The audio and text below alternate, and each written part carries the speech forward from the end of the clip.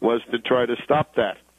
So that is why I don't believe there will be an attack on Iran. Obama has other fish to fry with Iran, and that is to play Iran against Russia. That is the goal. And that, of course, in order to do that, you can't go attacking Iran. We're now joined by the Alpha Birther, the founder of the birth certificate legal cause at the Supreme Court back in August of 2008. Phil Berg took the lead, and he's still in the lead, so we're always glad to have him on the program. Phil, welcome. Can you give us an update?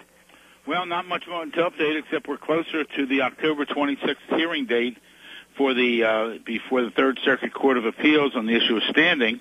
Third Circuit takes in Pennsylvania, New Jersey, and Delaware. All this information can be found on our website, obamacrimes.com. This is the issue I was thrown out on standing last year, and it's taken its time working itself up to the Third Circuit. They had us tentatively scheduled this past May, but put it off. So hopefully October 26th, we will go forth for standing. You know, for your listeners out there, the court below stated that I didn't have standing, that Webster, you didn't have standing, none of your listeners had standing, no one had standing to challenge the U.S. Constitution, which I think is absurd. So we're hoping that the Third Circuit will have some, well, I guess what we need is justices and judges with guts, because, you know, we're going against the President of the United States, but he really doesn't belong being president. He's a usurper. He has spent over $1.5 million. You don't spend that kind of money hiding everything unless you really have something to hide. I also want to stress what I think we talked about last week is that there are two questions involved here. One is Obama a natural-born citizen? And that's one of the things that the Constitution demands. But there's also the question, is he 35 years of age? Because you've also got to be 35 years of age. And that has to be proven, too. And that, you know, that may not be evident, right? There's no prima facie case that he's 35 years old. That's right. I mean, we know nothing. All his records are sealed. You know, everyone's assuming he was born August 4th, 1961, because he said so on that fraudulent document he posted. But if other information on that thing's phony, you know, we have to see a certified copy of his vault birth certificate. And the additional thing is, I really believe his name is Barry Soturo. That's his adopted name in Indonesia.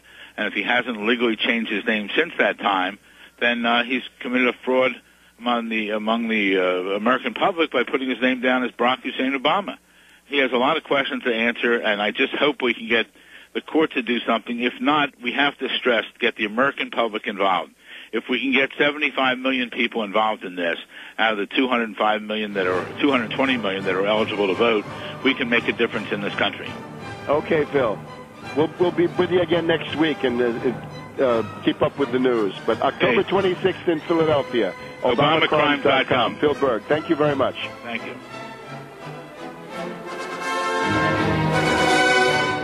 The GCN Radio Network, providing the world with hard-hitting talk radio. GCN, great talk radio starts here. Welcome back to World Crisis Radio.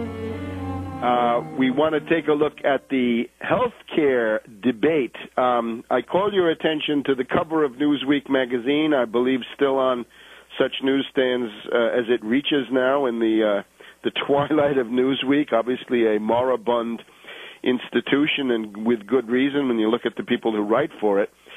The case for pulling the plug on Granny, and again, they inveigh against the attempts to keep older people alive at what they claim to be the end of life. Well, whether it's the end of life or not is what you find out in the process. The Newsweek Malthusians and genocidalists there, too, I'm afraid there's no other word, want to deny that care. They want to have you go meekly into that bad night. That's Newsweek. Now, with the news magazine most associated with Obama, that had Obama on the cover more than any other, an obvious speaking tube of the Obama clique in the Democratic Party. How is it possible to say that if you raise questions about death boards, death panels, euthanasia, genocide, cost-cutting, and so forth, MedPAC on steroids, IMAC, Independent Medicare Advisory Council, cutting costs, the $500 billion being gouged out of Medicare. How is it that that's somehow racism? How is that paranoia and racism? There's obviously a great deal of very convincing evidence that this is indeed the intent. We've got the haggling going on now in the caucus, the Senate Finance Committee, and you can see how they take it. They don't tackle it as a public health issue. They tackle it as a finance issue, and the infighting is going on. Now, Baucus, obedient to the Obama lockstep, says everything has got to be done in 2 weeks, and the Republicans are saying quite rightly, what's going to happen in 2 weeks? Why 2 weeks? Why not 3 weeks? Why not 1 week? What is the point of this? It's clear the Republicans are using delaying tactics for the reason that the more people learn about the Baucus-Obama plan, and it's clear that that's what it is, Obama embraces the Baucus plan, the less they like it. The Republicans in particular are scoring points on one of the weakest points, if not the weakest, in the Baucus-Obama plan. The gouging and looting of $500 billion, $500 billion to be gouged out of Medicare in the form of cuts over 10 years. $500 billion per year. This regards in particular Medicare Advantage, but not only. That's about 1/4 to 1/5 of it, but then there's all the rest of it. It will lead to a catastrophic weakening of the provisions of Medicare, which is why we say on this program, defend the heritage of the New Deal and the Great Society. Defend your economic rights under Medicare. Stop Obama and his genocidal cuts.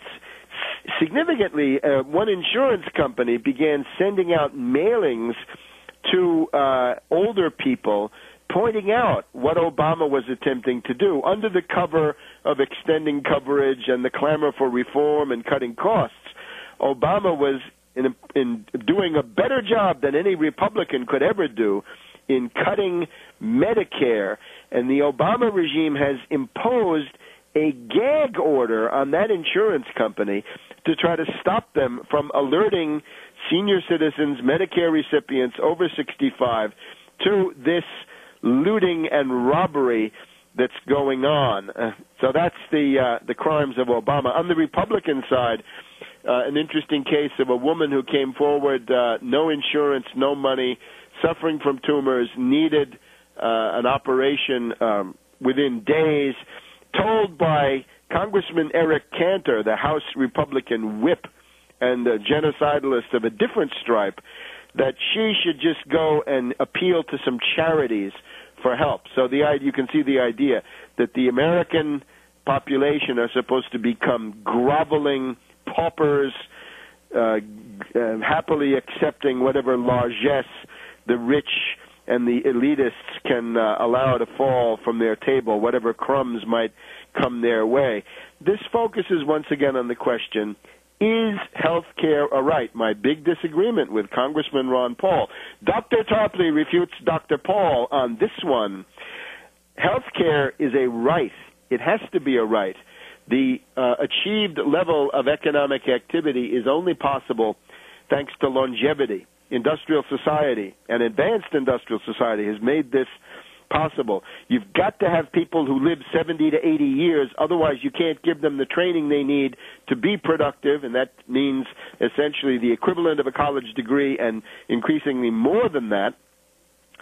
You've got to have that longevity, otherwise the process of training takes up so much of the working life of the individual that the returns are not accruing if death overtakes the person too early in life. That is the overarching social reason for this.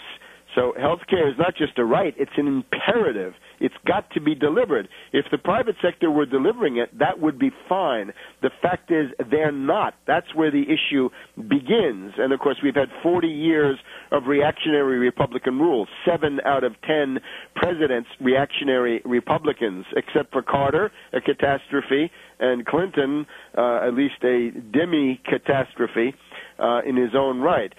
So what is health care? It's a right. It's an imperative. Otherwise, what is it? It could be a privilege. Wait a minute. If it's a privilege, then some people can be denied it, right? It's like you don't get the ability to get a driver's license is not considered a basic civil right, even though for some it might seem so. That's considered a privilege. Health care goes into that category. It can be taken away from you legally. Or what else could it be? A commodity where you have to go into the so-called free market and take your chances, and if you get it, good for you, and if you don't get it, hats off to the free market. That's also totally unacceptable. Healthcare is a right, and beyond the right, an imperative. It's not a privilege, and it's not a commodity. Even in the court cases of the 19th to 20th centuries, we're told that labor is not a commodity. Well, healthcare is also, sure as hell, not a commodity. Now, one other point, the Afghanistan machinations of Obama, we're told that the anger in the Pentagon is